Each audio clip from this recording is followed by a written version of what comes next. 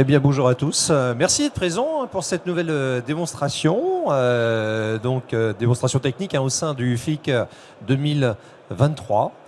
On va donc vous présenter l'entreprise Jscrambler dans quelques instants avec entre autres Hervé Hulin, mais pas que. Je vais vous laisser l'honneur de présenter, parce qu'on est monté finalement d'un cran en quelque sorte. On a le cofondateur avec nous durant cette année. Hervé Hulin, vous êtes donc le responsable entre autres Jscrambler en France et pas que. Vous êtes responsable des ventes également en Europe. Bienvenue à vous et je vous laisse présenter également notre invité. Merci. Merci à vous aussi pour participer à cette présentation. Donc effectivement, l'année dernière, j'avais pu présenter Jscrambler pour la première fois au FIC. Cette année, c'est notre deuxième année sous présence. Nous sommes aussi sur le village Exatrust. On a rejoint Exatrust il y a 1 an exactement. Donc Jscrambler est une société portugaise à la base. Donc, notre cofondateur et CTO, Pedro Fortuna, qui va vous emmener au travers la présentation, la démonstration, est avec nous aujourd'hui. Mais la société est aujourd'hui sous capitaux franco-portugais, puisque la société Tikeo S Capital, qui se spécialise dans les investissements dans la cybersécurité, c'est un fonds français, a investi dans Jscrambler. Il y a déjà de ça plus de 18 mois. Voilà, donc on vous souhaite une bonne présentation. N'hésitez pas à venir aussi sur notre stand, A4-1, au village Exatrust après. Nous pourrons prendre vos questions directement en français. Et si on a le temps aussi pour une série de questions, je peux vous aider si nécessaire, si vous voulez passer les questions en français. Voilà, merci. Alors juste, on peut présenter Pedro Fortuna qui est avec nous. C'est vrai que vous ne l'avez pas présenté, juste, voilà. Pardon, oui, j'ai mentionné effectivement Pedro est notre cofondateur et CTO pour Jscrambler. Donc, il va vous mener dans la présentation et démonstration technique de notre solution pour Web Page Integrity. Thank you. First of all, apologies for doing this in English. Mon français est terrible. So thank you for being here. Thank you all. Today I'll be talking about the risk of third-party scripts in web applications. So a long time ago, browser-based applications were just one of the many ways to deliver software to people. But eventually they became the primary way of doing it due to the speed of development and convenience, which have outperformed every other method. This is mostly has to do with the reusability of software components across the client, the server, and other parts of the application, like the CI/CD and infrastructure.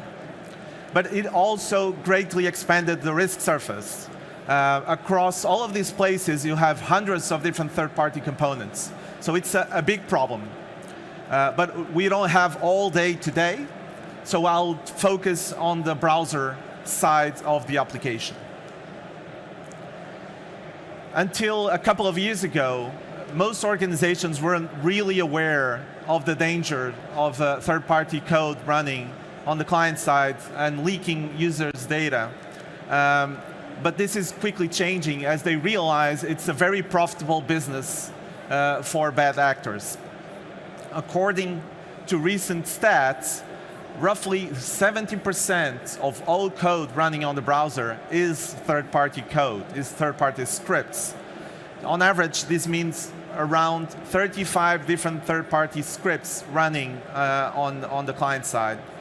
And what it's worth is that these scripts have the ability to load more scripts without any warning or visibility.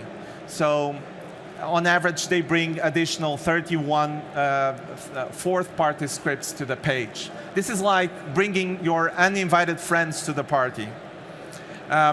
So summing this all up, it's easy to see that there's little to no visibility on what is running on the client side, which creates a huge security blind spot.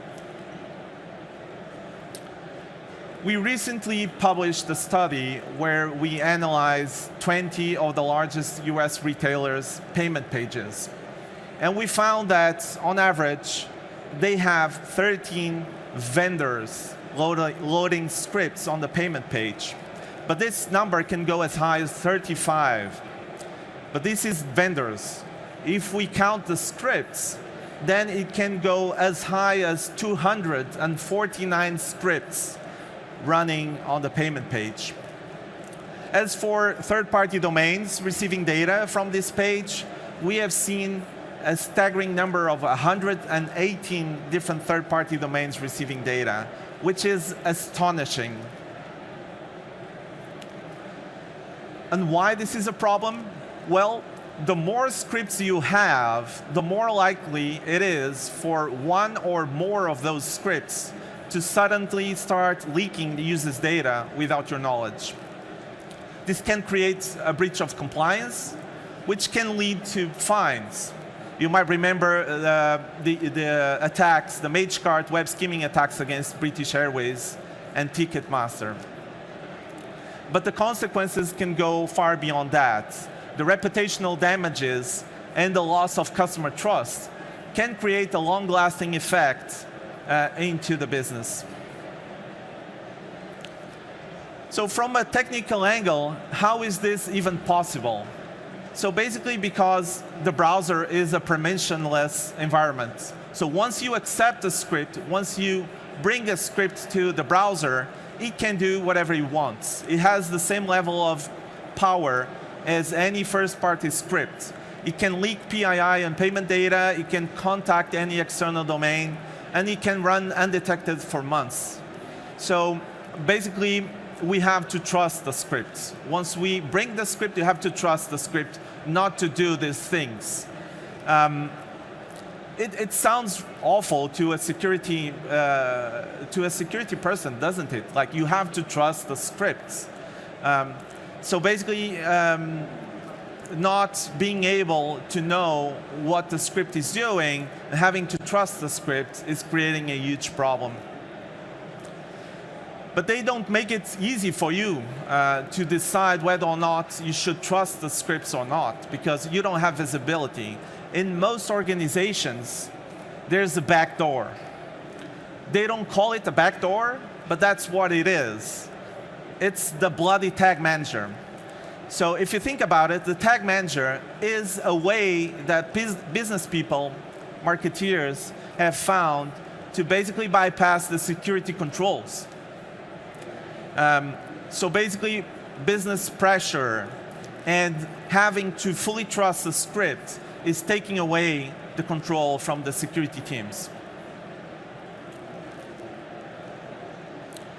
So how do we fix it? Basically, by having visibility over what's running on the client side and having control of all the behaviors of this code running on the website. And I'll show you how we do that in a minute when I'll do the technical demonstration. So hang on in there for a minute. So to get back control, we have to follow two steps. So first, we need visibility. We need to know what scripts are running on the client side, who added those scripts, and for what reason. We need to know when these scripts change. They might change every day. They might change the behavior. So it's like a moving target. It's not enough to do like a security review and then trust that things will remain static. That won't happen. Most of these third-party scripts, they are being loaded directly from the third-party servers. This is mandatory because they want to retain the ability to update their code without having everyone to change their code. That would be a huge friction and it wouldn't work. So it's a moving target. You have to know what these scripts are doing, if they are accessing cookies, if they are touching forms, if they are touching sensitive data. You have to have that kind of visibility.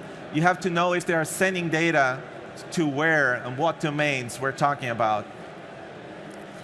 Then you have to make sense of this data and start rolling out security policies. Basically, what you want to do is take away some of that power that they have and they shouldn't have. So now let's jump to a demo.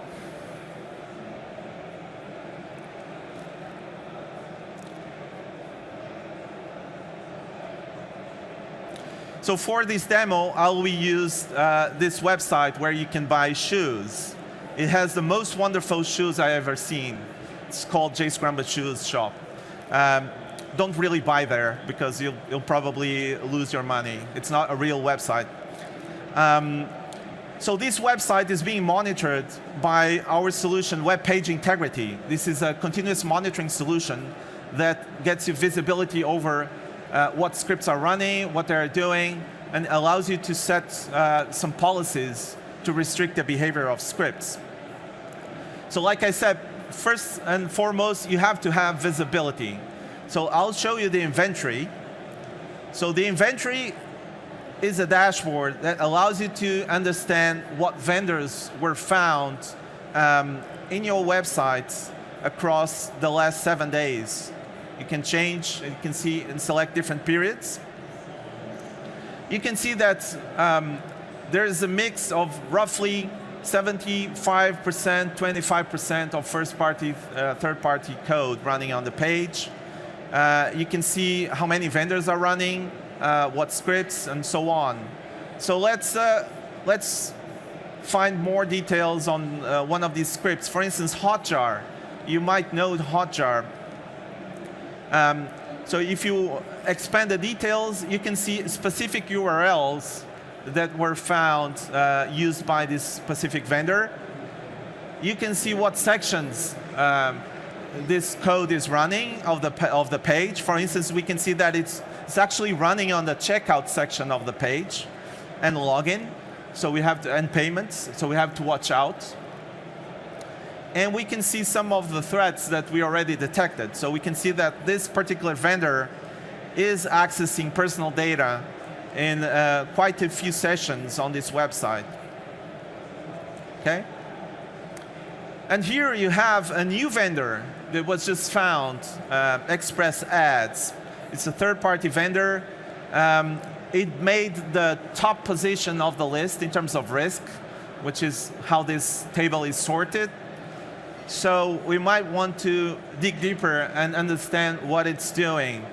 So we can see that it's running on the login and checkout sections of the website. We can see it's accessing personal data and payment data. If we want to understand in a little more depth what kind of sensitive data accesses this vendor is doing, we can jump to the sensitive data overview dashboard. So on this particular dashboard, you have an overview of how data is being manipulated by third-party vendors on your website. So you even have a list of the vendors who are accessing or touching sensitive data, which are not all of them. Some of the vendors are not touching sensitive data at all, so they won't make the list. But you can see Hotjar, and you can see a bunch of these here. And to the right, you can see what they are touching specifically.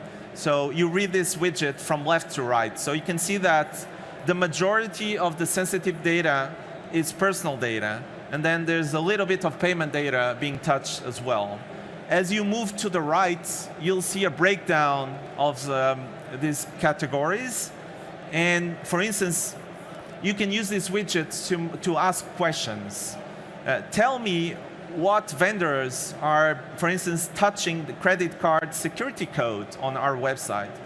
So I'll just click here to create a filter. And right now, all that I'm seeing are only the vendors that are touching this particular type of data on my website. I also have the blocked filter set to no, which means that all of these accesses are being allowed right now.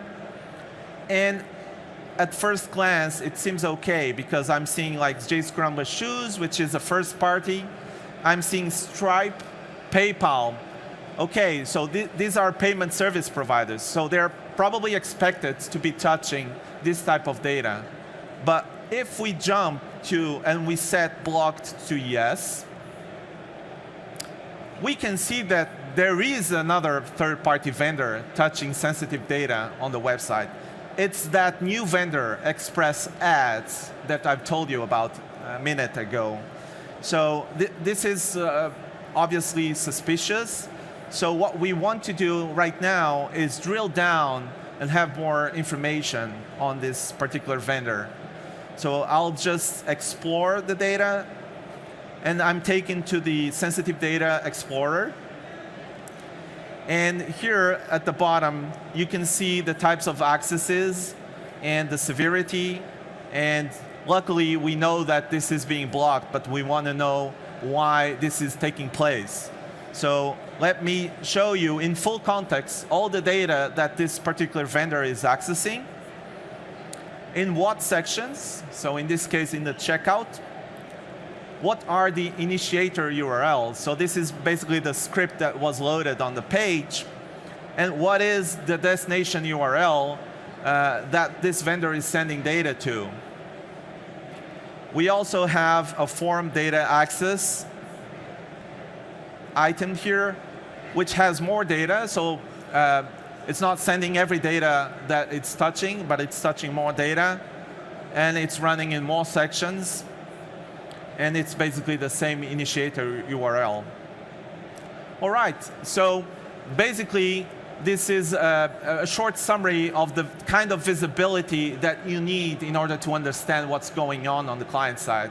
And remember, in 5 minutes, this could all change because like code is changing, people are updating the JavaScripts, or JavaScripts can be compromised at some point, and unexpected or undesired behaviors might start happening. So let me jump back to the application. So now I want to buy some shoes. Let me buy, why not, 5 pairs of these beautiful shoes that you see here. Probably I need 5 shoes for every week because every day I change shoes, of course. So let me check out, enter my details, and go all the way until like the payment page. All right, I'll stop here. Obviously, this is a very sensitive point because I'm about to enter payment data on this form.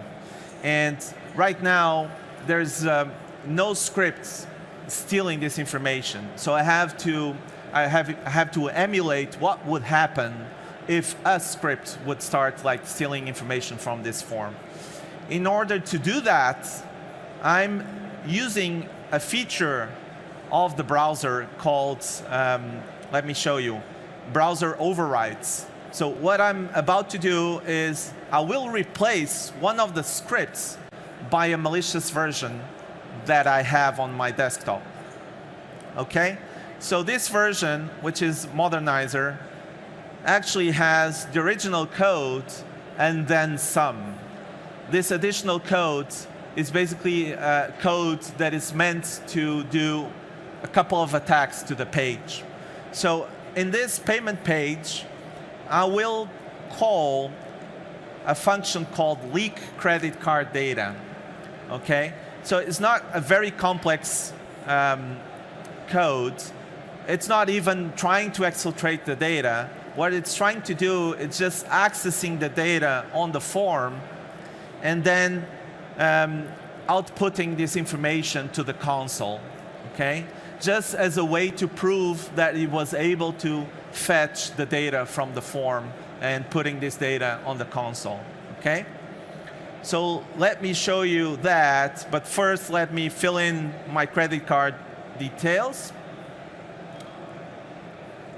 Feel free to grab this information from the screen because it's actually a fake credit card number. So you'll probably get into trouble. Okay. And now that information has been filled, I will launch the attack manually by invoking the leak credit card function. So first of all, let me switch to the live view.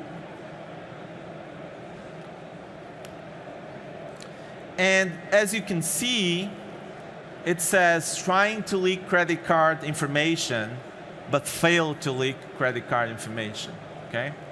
So basically what happened is our code, which is monitoring the page, it's enforcing the data accesses policies, has seen this new script accessing this form and basically block these accesses.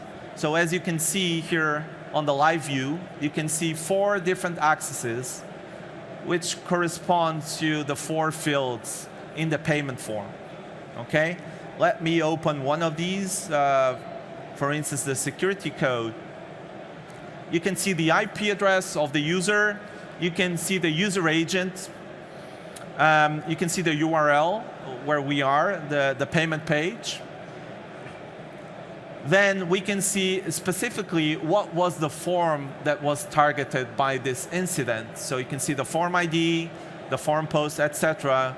You can see specifically that it was the security code field, an input type. You can see the culprit. This is the code, this is the script that I override on my browser. And we can see also specifically what was the function that triggered this behavior. And more information on the sensitive data, okay? Now, I know that these attempts were blocked, so I can just move on and pay. I have a second small demo that I want to show you, precisely on the login page.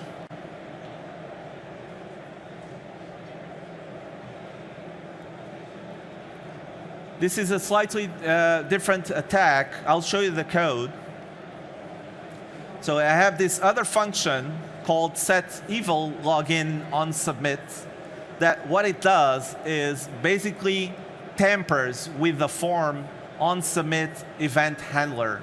So it replaces that event handler by the attacker's function, so that when the user submits the login form, the malicious function will run, and what it does is collect the username and password and exfiltrates this data to a malicious domain. Okay? So this is what it will try to do. Let's see what happens. So I will call this function.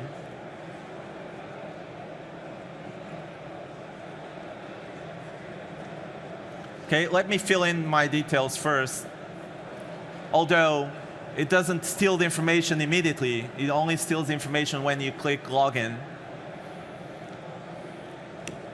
So I call this function, and there's some additional output I placed in there just to explain what's happening. And this is the original onSubmit handler. It's not doing anything. It's just like saying, this is the legitimate form submission handler. And after the attack attempts, we do the same. So we do the same again. And what you see here is that it wasn't actually able to replace this event handler. But if we go back to the dashboard, we can see a new alert here. So you see the form tampering. Again, this is a login page. And in full detail, you can see what was the form that was targeted and what is the function handler that the attacker tried to install on the page. So this is very interesting because you can do some additional analysis. You can study what was the endpoint they were trying to exfiltrate the data to, what data they were trying to exfiltrate. So this is this type of visibility, not only like the control, the blocking, but this type of information gives you a lot of learning opportunities on what these organizations, these malicious organizations are trying to do on your website. Again, you can see what was the culprit. It's the same file, but a different function triggering this behavior. As for the demo, this is all I had. I have a last slide to show you, which summarizes some of the lessons that we have today. So expect both known and unknown third-party scripts, or even first-party scripts, to pose security threats. New scripts are added all the time, perhaps using the tag manager or any other method. They might be added by third-party scripts that add fourth-party scripts to your page. And this is without the awareness of the security, risk, and compliance teams. Again, this is a moving target. They change the behavior, potentially at any given point in time. And do expect some undesired and unauthorized behaviors, even for scripts that you decided to trust. Okay, so this is not just about attacks. You also have other types of things that you want to block. Maybe accidental accesses to data. Maybe your GDPR team needs to make sure that that is not happening on your website. Or maybe the scripts will try to access data, not thinking that they are doing an attack. They might be just abusing their power to access this data. Maybe they think that there's nothing wrong in doing that. But the point is, you don't have control. You don't have visibility. So in order to have that, at least you can decide if you want to allow that or not. Okay? There's plenty of recent cases where not having visibility and control on the client side resulted in big trouble. For instance, last year, we have seen Meta pixel from Facebook being used to collect data on terminal patients in hospital websites. Okay, this was big. Okay, so why have they found about this? Because these patients started seeing on Facebook miracle cures for their diseases, which triggers every red flag that you can think of. Okay, so eventually they have found that information was being leaked through the Pixel scripts and then used by advertisers to target this very vulnerable people. Okay, this is just one example. Okay, GDPR or PCI DSS, those are very good reasons why you will want to have this type of capability to monitor your websites. This is all I have for today. We'll be doing an extended demo at 1 p.m. at our booth, which is over at Exit Trust Villa. So if you want to go there and pay us a visit, we have pastel de nata to give away to people, which are from my home country, Portugal. Very tasty. And look forward to your questions or to your comments. Thank you all for being here. Thank you very much, Pedro Fortuna. Est-ce que vous avez des questions? Do you have any questions?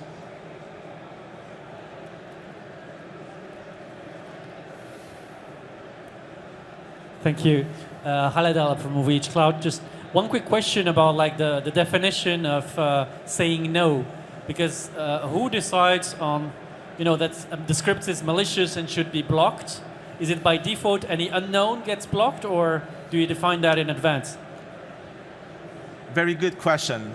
So in principle, the organization should decide that. For instance, PCI DSS v4, the next version, will make it mandatory for this type of product to give you a workflow to onboard new scripts. And by default, they will give you some amount of time to decide whether the script should be allowed or blocked. But in reality, our team has been advising companies whether or not we consider these scripts to be malicious. And companies only have the trigger button, yes, do it, block it. So it's a collaborative. It requires understanding the business, requires understanding the threat landscape, keeping up with attacks, attack vectors and methods, all of that. So you don't just need a product to help you, you need the whole team around the product. Merci. Merci en tout cas, Pedro Fortuna. Thank you very much for your demonstration. Merci. Merci à vous. Dans quelques instants, nouvelle démonstration. Je rappelle que vous pouvez, entre autres, évidemment, les retrouver donc au A4-1, donc sans problème, bien sûr, et poser vos questions de façon plus détaillée et de façon donc, évidemment, entre autres plus précise. Merci à vous. On va se retrouver dans quelques instants avec une nouvelle démonstration, un nouveau rendez-vous. Nous allons retrouver donc la maison Arcade Software, voilà, qui vient nous rejoindre dans quelques petites minutes pour cette nouvelle présentation.